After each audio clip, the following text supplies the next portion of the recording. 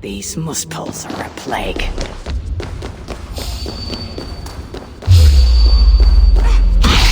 Stop right there!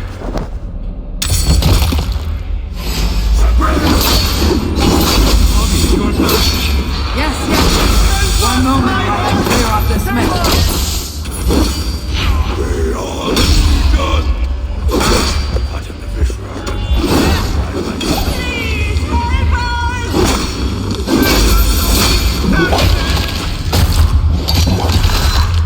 Don't let any of them escape! Don't abandon us!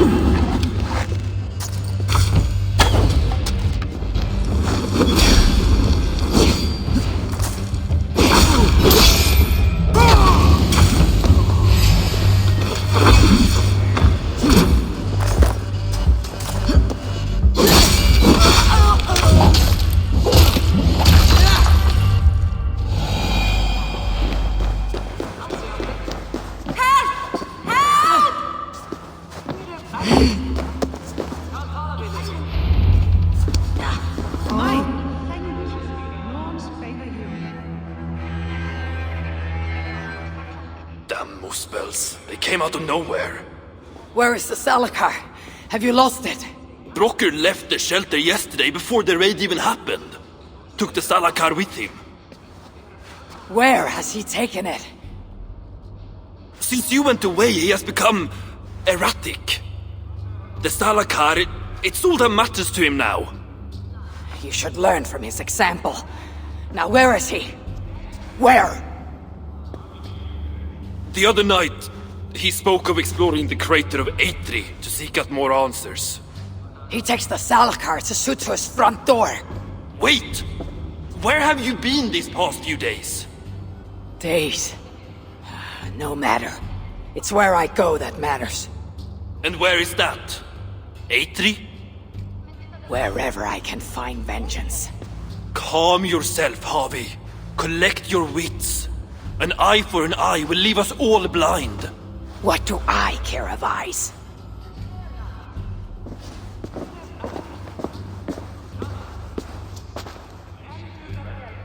Please be on your way.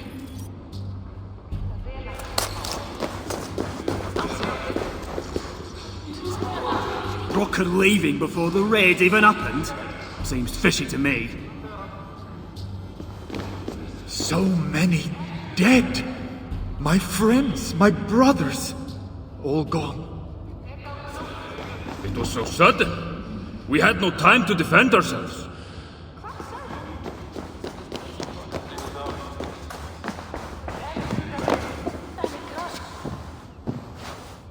You're back! Yes! Goodbye for now.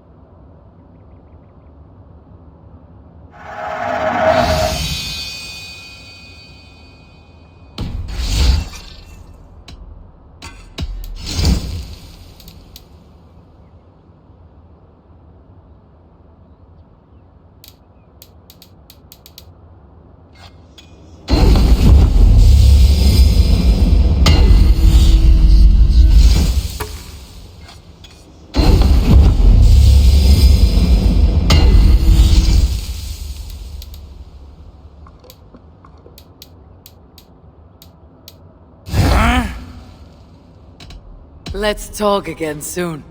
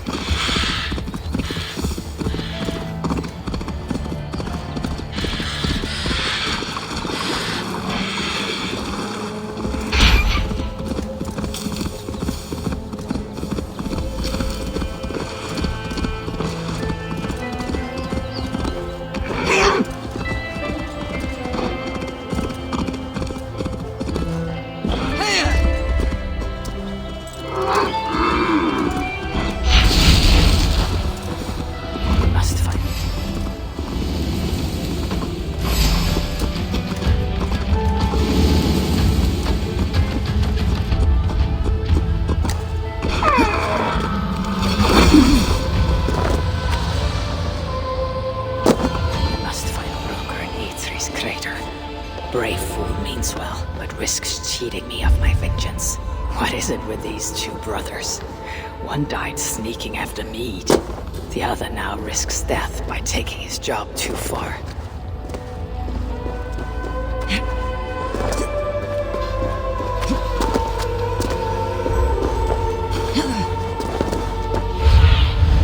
What do you see?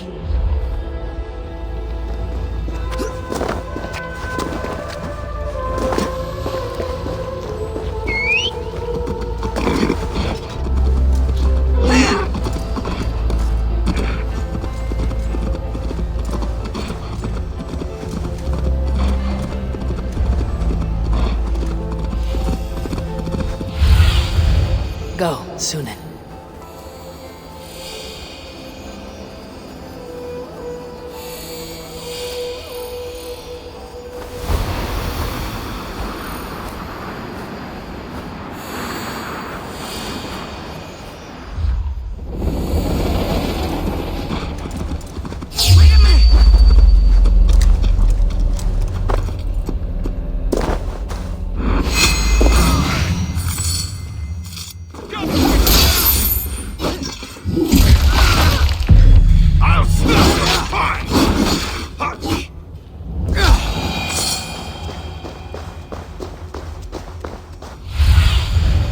Show me.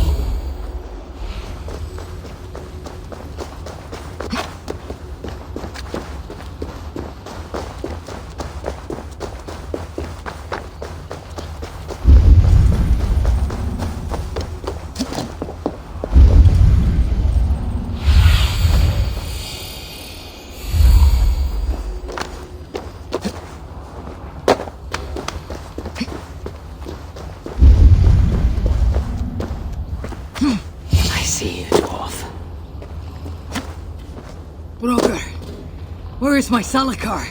Take it easy, it's right here, nice and safe. Wanted to investigate something, but then I tripped and... Can you walk? No. Then I shall carry you. Oh, gentle! I hate a bleeding sack of spuds, you know.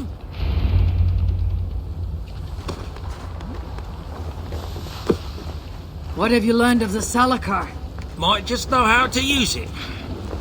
Of course, you going after Surtur, you'll most likely end up feasting in Valhalla. Valhalla? It is for the feeble and the blundering. No, I shall not die. Worlds may end, but I, Harvey, shall abide. What about Sindri? You calling him feeble?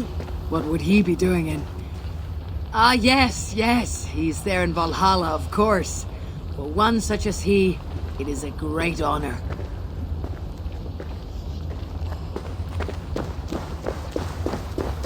Now then, listen.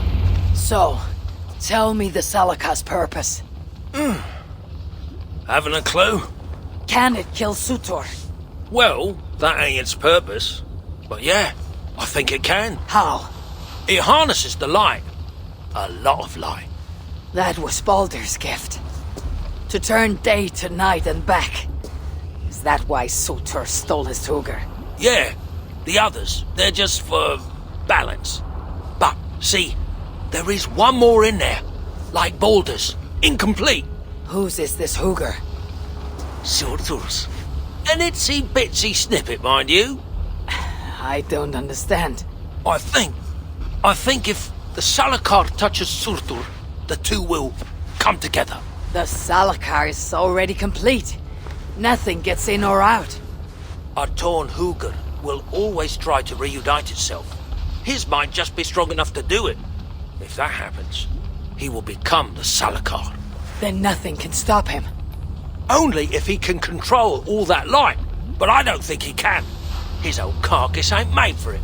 It'll be like trying to hold the ocean in a single hog's bladder. This thinking. How can I be sure you're right? You ain't heard all me workings out. Do you truly believe the coming together will be too much for Surtur? Best try it when he's weak. Ideally dead. Well, not dead, of course. Just normal dead. Before he wakes up all over again. You've done well. Now give me the Salakar and leave this place. It is too dangerous. I ain't leaving. I come this far. Do as you're told. Friend.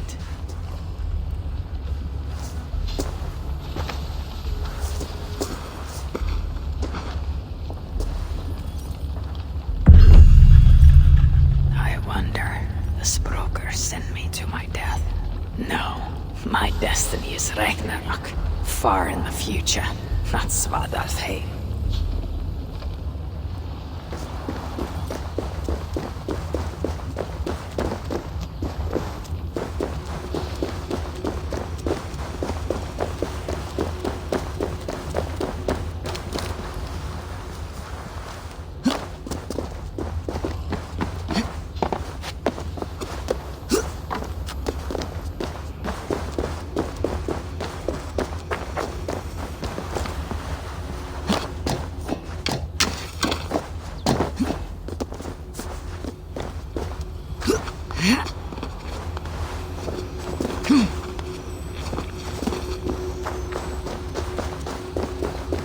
Be strong, High One. Gorge on these bitter fruits. Turn them into savage victory.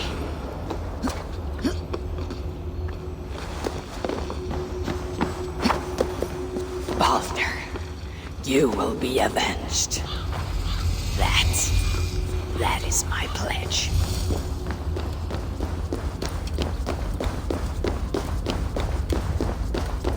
No one shall dare strike down the seed of Odin and live to tell the tale.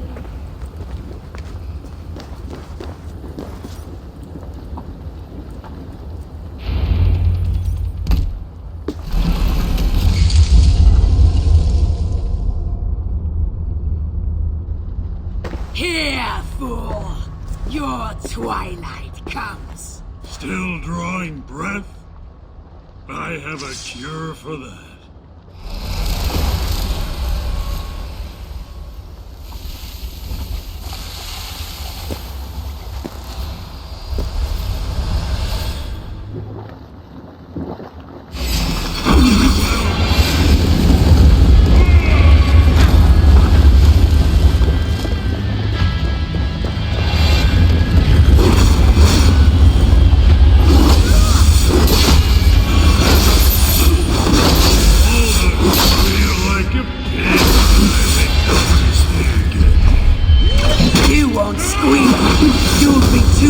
Choking on your own food.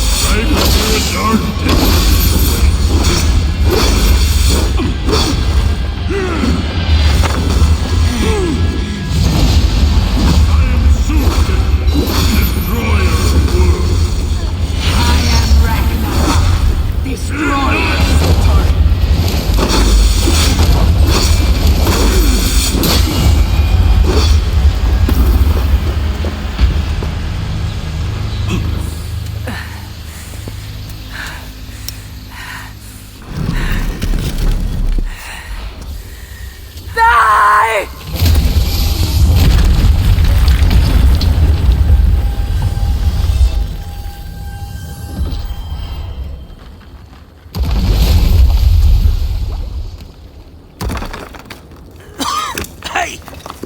Give us a hand!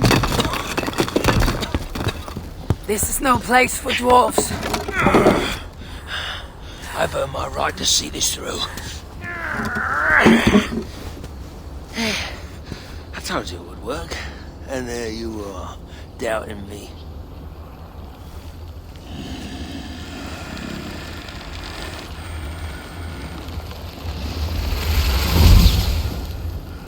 I might have got it wrong.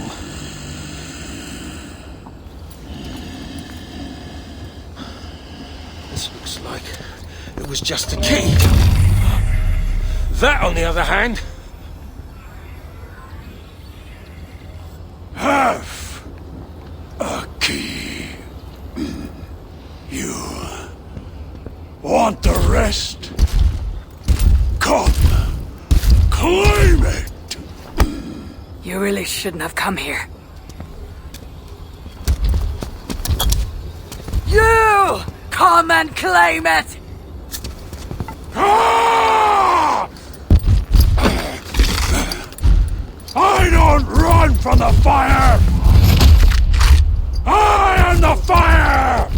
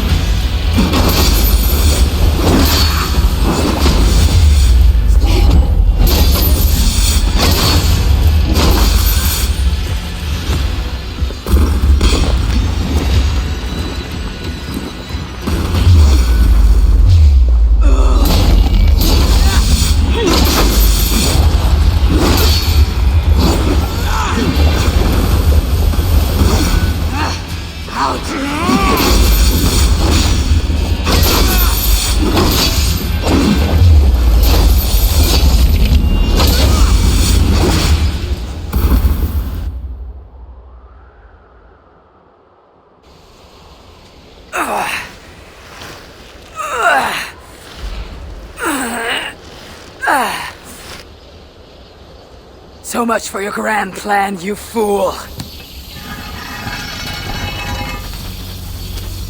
You sought to harness the power of the light.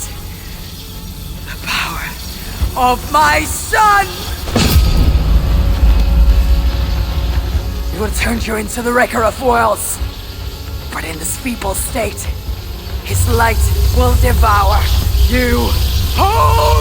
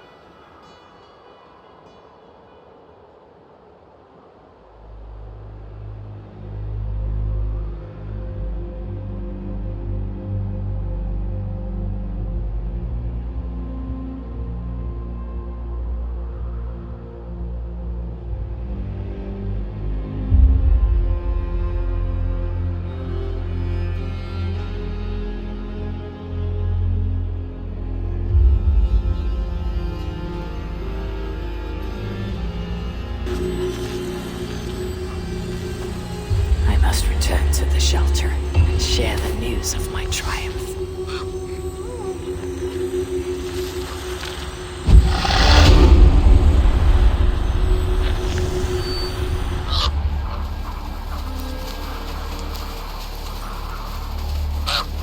The wolf is coming, brothers and sisters. It finds us all in the end, no matter how we hide.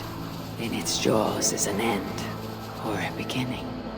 And we will never know which till the last black bite.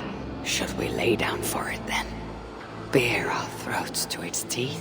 Or fight with every sinew in our bodies to hold it away, knowing always that our strength must fail, and the wolf will take us. I know only this. Each day is a gift from the dead to the living. Each smile brought by another's tears. And when the wolf runs free, all we will have are those we fought to keep. So I will keep you, my people. I will fight the wolf for every inch of this land, till the hour he claims me. I will buy you your days of love and laughter. Use them well. These new visions of Odin trouble me. Am I alone in seeing them? Or do the tales of Svartalfheim hold some other meaning? Perhaps I should warm my bones by the fire, gather my thoughts for a moment.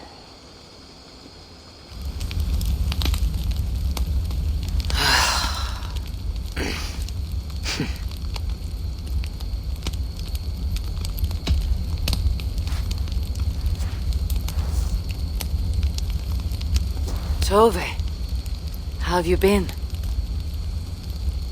The fire made me think of the myths and legends Sven loved. Would you indulge me with a tale? I would be glad to hear of Svartalfheim. I would not tell it half as well, but his favorite was a fable to remind us to find meaning in our deeds and not in how others think of us.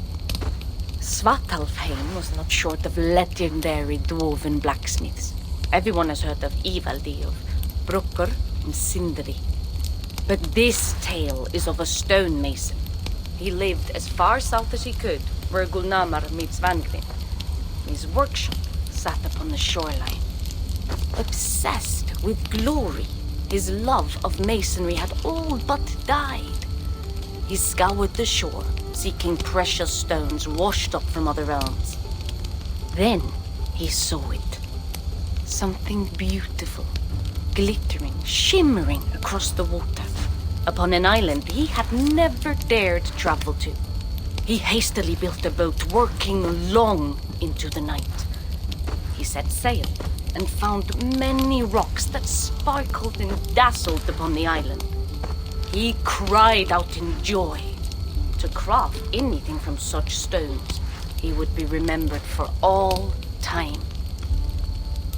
Then he felt a sudden sting on his foot. Then another, and another. His eyes adjusted to the dark. So consumed was he by his desire for renown, he failed to realize he had walked into a nest of snakes, until it was already too late. And so, clutching the stone that sealed his fate, there he died. Remembered, yes, but only for his folly. A fine tale, Tove, and well told. Sven would be proud.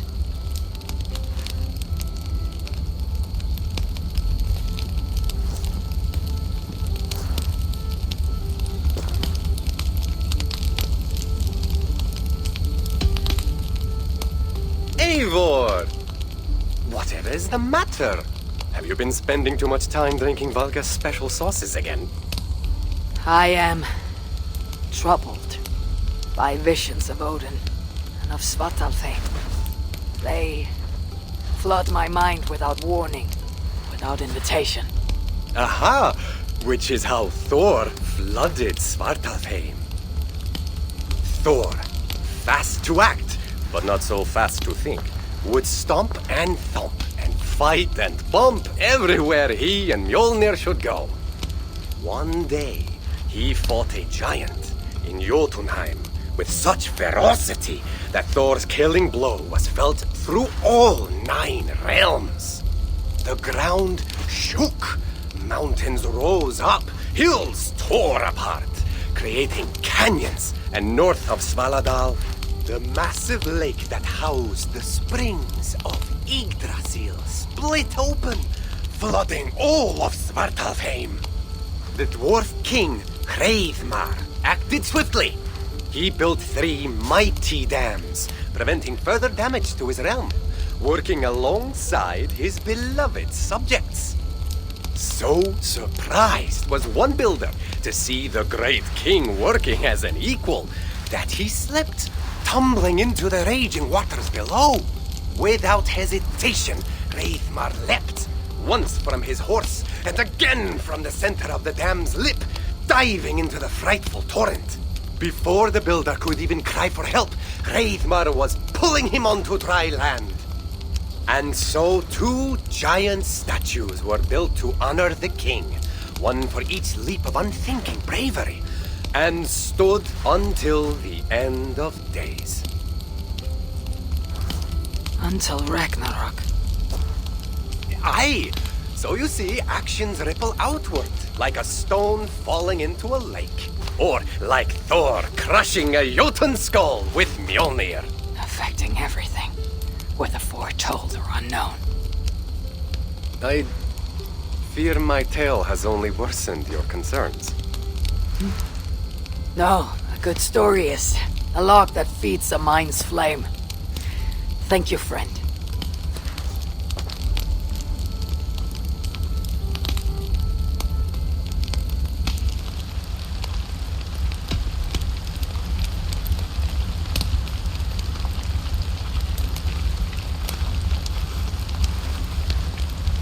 Are you and Bridget well? Of course. The flames soothe my mind, as do the tales told here. Do you have one to share, Gunnar? A legend of Svartalfheim. Aye, a story of a king who could not see the wood for the trees. Hreidmar, greatest of dwarven kings. Within his palace in Gulnamar, he wanted for nothing except an heir. Hreidmar and his wife had grown old. Perhaps too old. Late one night, consumed with worry, Hreidmar walked in the shadow of his vast mountaintop palace, tears in his eyes. "The great king! What ails you?" a voice said. Afraid, Hreidmar saw no one. "Who goes there?" he replied. Then he saw who addressed him. A vast and ancient tree, perhaps almost as old as Ymir himself. Hreidmar sat upon its roots and told the tree he feared he was too old to give his subjects the legacy they deserved. The tree was so moved, it wept and offered its tears to Hreidmar. "Drink, great king," it said, "and your woes shall be washed away." Hreidmar observed the grass, the meadows, the leaves of the tree. His subjects' happiness could be seen in how they cared for the land. His legacy was all around him. Hreidmar felt at ease, realizing he had everything he needed, and asked that the land receive the tree's gift instead. The tree's happy tears flowed evermore, enriching the land. 9 moons passed, and a baby's cry rang through Hreidmar's palace. Long would dwarves place gifts in the weeping tree's roots, in memory of Hreidmar and his kindness that shaped all he touched. All things happen when they should, old friend. I hope so.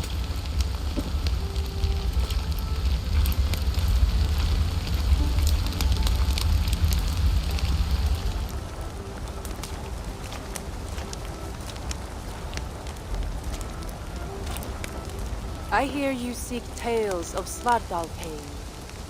You are not alone in your glimpses of the Aesir. You have seen them too. No, Only the power the visions hold, and their effect on those once held dear. You speak of Sigurd. Do you want my tale or not? There was a dwarven miner who cared only for his work. Mining was all he knew, all he wanted to know, and all he would ever know. One day, he heard a strange noise. All his long life, working in the northern mines of Vangring, he had never known a boulder to squeak. He ignored it at first. But as the hours passed, the squeaking continued relentlessly. When the miner could take no more, he split the boulder apart with his pick, and then he saw a squirrel. Until now, pinned by the boulder, afraid and tired, the freed squirrel climbed into the miner's long beard and slept for 3 days. When the dwarf awoke the next day, he found fruit and nuts waiting for him. A gift from the squirrel, the first the miner had ever received. Finally, the miner had a friend. The squirrel led the dwarf to a stone hill within a lake. There, the dwarf would fish for supper, while the squirrel played in the trees. One night, watching his fishing line, the dwarf drifted off to sleep, smiling, enjoying the happy squeaks of his friend above. When the sun rose, its light did not find the dwarf, for he had turned to stone, his short-lived bliss captured evermore. And the squirrel? It never left his side, hoping his friend would awaken, just as the miner had waited for the squirrel to do the same. Sigurd. He is not lost to us.